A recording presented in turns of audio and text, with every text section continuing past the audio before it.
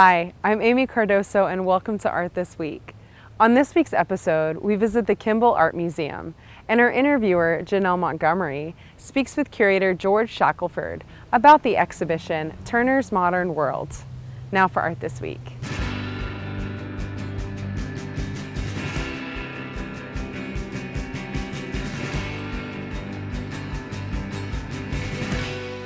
Hi, we're here at the Kimbell Art Museum with George Shackelford, Deputy Director of the Kimbell, to talk about the show Turner's Modern World. George, thank you so much for joining us. Delighted as always. This show was organized by the Tate in Britain, MFA Boston, and the Kimbell. That's right. Why did you decide it was time for a show about Turner now, and how did you decide what works to place here and how are they organized? Well, I have to say that it's really our colleagues in London who came up with the idea of doing an exhibition about Turner and the modern world. It grew out of their research for an exhibition that took place 5 or 6 years ago about the late work of Turner. And they became aware in working on that project how important Turner's engagement with the developments of modern life in Britain in his own time, how important those engagements were. And as a result, they proposed this exhibition to us, and we signed on with great joy and enthusiasm. The exhibition will also be in Boston, where one of the greatest Turners in America now resides, the Slave Ship, unfortunately a painting too fragile to travel either to London or to Fort Worth. So Boston was a natural partner for the exhibition as well. And when they invited the Kimbell to be part of the program, we said, yes, sir, please let's go. Yes. How quickly can we say yes? That's right. Yes. So Turner was a student of the Royal Academy, yes, but he essentially rejected the principles of academic painting in order to pursue his modern agenda, for lack of a better term. What were some of the social, political, cultural changes that he was witnessing that would have motivated him to make that? Well, Turner is a young artist at the very end of the 18th century, when in fact we see the sort of dawn of the industrial age and the sort of first creation of things like cast iron factories and industry that was fueled by a burgeoning British economy and by inventions of how to make cast iron, for instance, how to make a strong iron structure, for instance, that he was witness to the beginnings of, and was interested in depicting those kinds of subjects early on in a kind of, industrial sublime, I think is a term that we've used for it. To be interested in how you could take a modern subject like a forge and turn it into something as powerful as a volcano. And so that's the beginning of Turner's engagement with this kind of material. And as we looked at the entire range of Turner's art from the 1790s until the 1840s, really that whole sort of half century of achievement, we found him again and again being interested in things, whether they were social issues.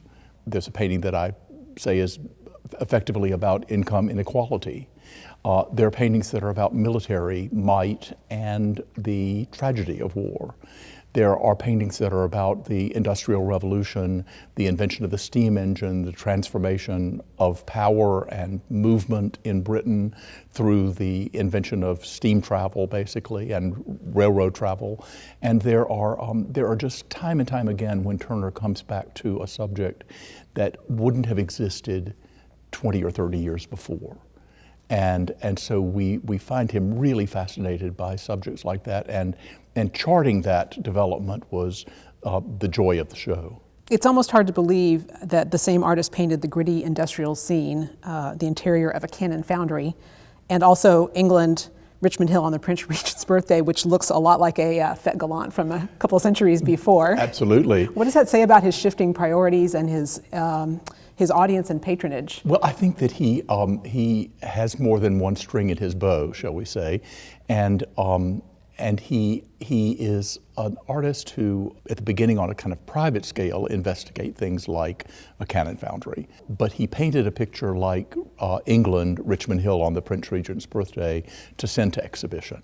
and to be a big statement in a big public Royal Academy show, to get a lot of attention by its 10-foot width. It does. And very much calculated to gain the attention of the Prince Regent, who he hoped would buy the painting. He was disappointed, unfortunately for him, but fortunately for us, that meant that the painting stayed in Turner's hands until his death and entered the collections of the British nation as part of the Turner bequest. So that's the great source for most of the works in this exhibition, is the bequest that Turner made of his own work that he held at the time of his death to his nation. Well, speaking of war, I actually want to talk about the painting behind us, the Battle of Trafalgar, as seen from the mizzen starboard of Shrouds of the Victory. This is an amazing work. Can you tell us a little bit about what's going on in this canvas? It's a truly amazing study of theatrical concoction, shall we say, about the Battle of Trafalgar.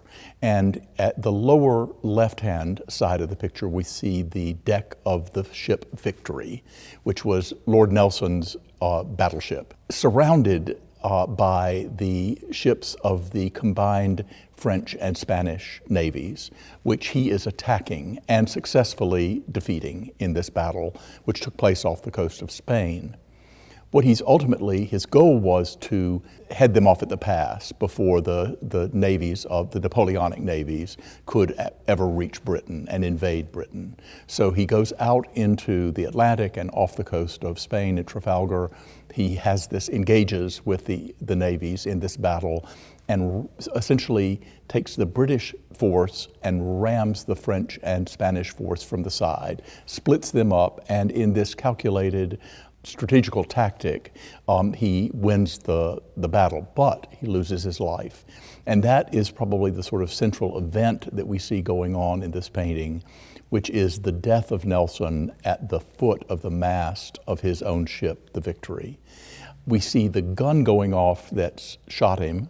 We see him already dead from the bullet, and we see the flag of surrender already placed on the deck of the Victory, even though these three things happened in a sequence and over hours rather than seconds. And so Turner he's giving us a painting that is a kind of a snapshot, collapsed, telescoped view of what occurred at that really critical battle. And in addition to telescoping the events of that day, it looks like he's also, in a sense, prefigured Cubism with the way he's treated this set of sails and the claustrophobia of the three navies coming together. He's pushed everything up together. Now, of course, our notion from movies of a battle is that ships hundreds of yards apart fire cannons at each other.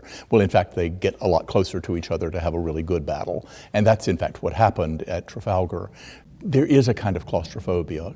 Turner has really crowded all of the ships into the scene on top of each other, I think to really give us the sense of the confusion of that battle and how, the visual confusion that we see in the painting must mimic or echo the confusion that you would feel in the midst of the battle, with lots of noise, lots of confusing directions of noise and smoke and fire and everything happening at once. You can just imagine the volume of the actual event that's taking place in the picture. Yeah. And I think he's very successful in giving us the sense of the kind of frenzy of the battle. Now, you mentioned that many of these works came from the Tate Britain, but there was a surprising number, at least to me, that were here in the United States already. How did Turner's works end up getting here from his native Britain? Well, early on, Turner was appreciated, even in the 1840s and 50s. His works were appreciated abroad. And the first Turner to enter an American collection is, in fact, here in the exhibition. It's now at the Yale Center for British Art, and it's Staffords Cave. It's a wonderful view of a steamboat kind of tossing in a stormy sea off the coast of Scotland. And it's the very first Turner to come to America.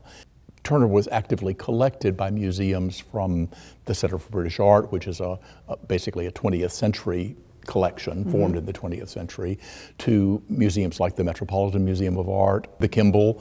We acquired our late Turner back in the 1960s, and the MFA Boston, and the MFA Houston, which their painting was acquired in the last 20 years. In fact, one of the most important paintings in the exhibition is on loan from the Cleveland Museum of Art, the burning of the Houses of Lords and Commons. It's a gorgeous painting. It's one of the most, it's our billboard image, and it's the cover of our calendar magazine. It's a painting that is, its importance can hardly be overestimated. It is, it's both extremely beautiful, but it's also important in terms of its subject matter. It's an event from modern life that also became a kind of metaphor for the change in British politics, the going away of an old order, the old way of doing business. It burns up with the medieval Houses of Parliament and is rebuilt with a new and a modern Victorian Gothic way of going about the making of laws, and the greater suffrage allowed to the British populace. So it's metaphorically interesting in terms of current events, and then I think the way that Turner paints it. The brushwork is The incredible. brushwork is like a breakthrough moment for him.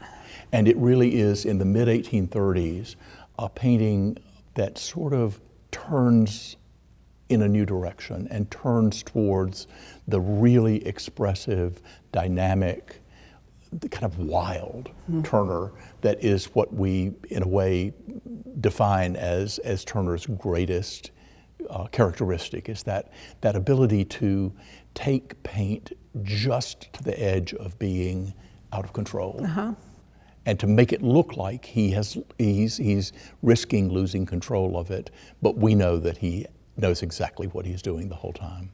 So he's an artist that is still very, very interesting to collectors and museums who are still building their collections today. It speaks to how important he is to the story of...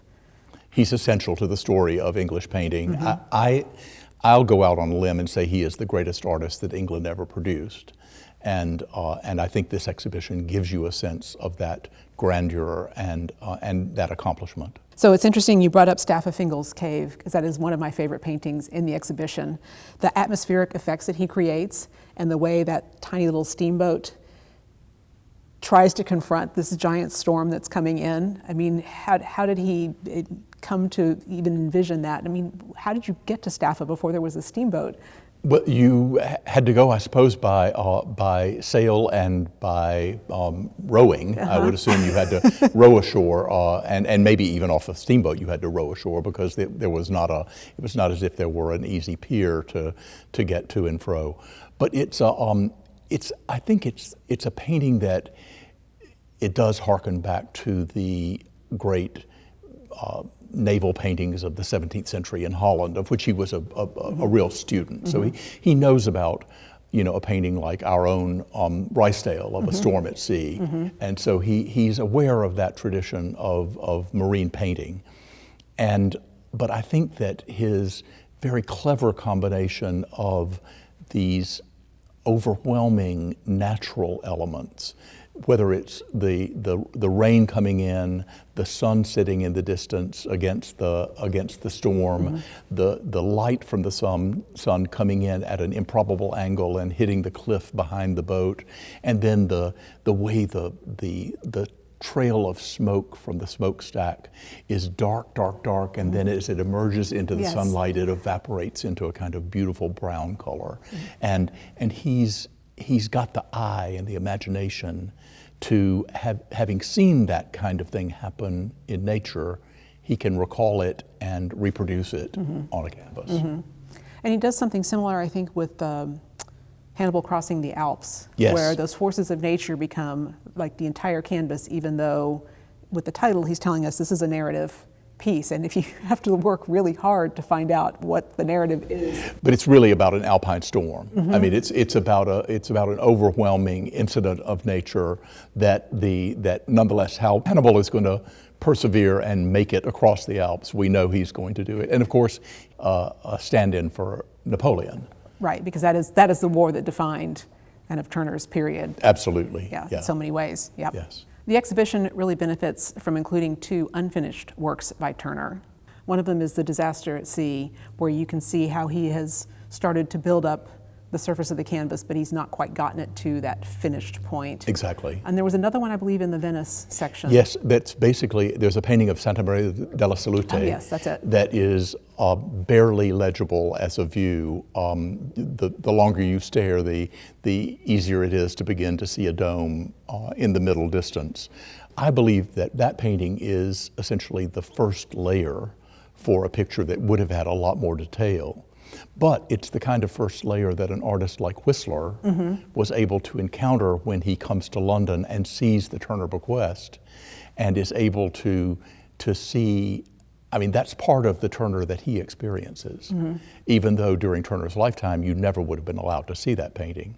But he gave it to the state with the intention that we should see it now. So I'm so here glad we we could. Yes. The exhibition wraps up with the Kimbell's magnificent Glauca and Scylla. How did that contribute to your way of thinking about this presentation? Well, our painting could hardly be less modern in terms of its subject matter. The theme is taken from Ovid, in ancient poetry. So it's not really modern in that way, but the way the painting is made is so modern. I mean, it's so expressive of the late qualities of Turner's painting that we group under the room title Modern Painter. And he is, at this time, really pushing people's understanding of how paint should be applied to a new kind of limit. And at the same time, in this painting, in our painting, which is framed as a circle, and in two others which are framed as octagons, each of the canvases is a square, but he frames it up and closes in the aperture, shall we say, of your vision to focus your intentions and your attention, rather, on the center of the canvas and the kind of throbbing center of each of these works. And that idea of taking something and making it a different shape than people anticipated or that people expected was also groundbreaking and a new direction for him, and much commented upon when he exhibited these. I can imagine the academicians were somewhat put out. That's right. So we love comparing our late classical painting with the late paintings of war and peace and modern life. We want to thank George for speaking with us. For more information on the exhibition, go to kimbellart.org. That's it for Art This Week. Thanks for watching.